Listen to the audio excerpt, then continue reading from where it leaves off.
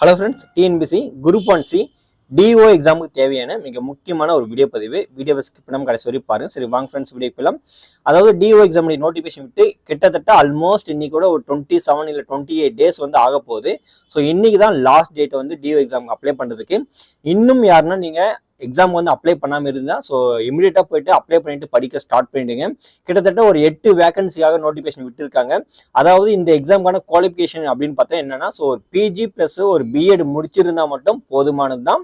நான் திருப்பும் சொல்கிறேன், ஒரு போஸ்ட் கிராஜுவேட் அதுக்கப்புறம் பார்த்தீங்கன்னா பேச்சுலர் ஆஃப் எஜுகேஷன் இந்த 2 டிகிரி நீங்கள் முடிச்சிருந்தீங்கன்னா ஸோ எக்ஸாம் வந்து நீங்கள் எலிஜிபிள். ஸோ உடனடியாக நீங்கள் போயிட்டு என்ன பண்ணீங்க, எக்ஸாம் வந்து அப்ளை பண்ணிட்டு படிக்க ஸ்டார்ட் பண்ணிடுங்க.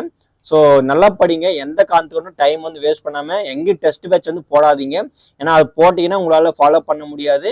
அதுக்கப்புறம் பார்த்தா அந்த ஷெட்யூல் உங்களால் கம்ப்ளீட்டும் பண்ண முடியாது. ஸோ முடிஞ்ச அளவுக்கு ஒரு 2 ரிவிஷன் கொடுக்கணும், அந்த ஒரு எய்மோட இருக்கிற சிலபஸ் வந்து கவர் பண்ணி படிக்க ஸ்டார்ட் பண்ணிடுங்க. தேவையில்லாமல் டைம் வந்து வேஸ்ட் பண்ணாதீங்க. மீண்டும் அடுத்த சந்திப்போம். நன்றி.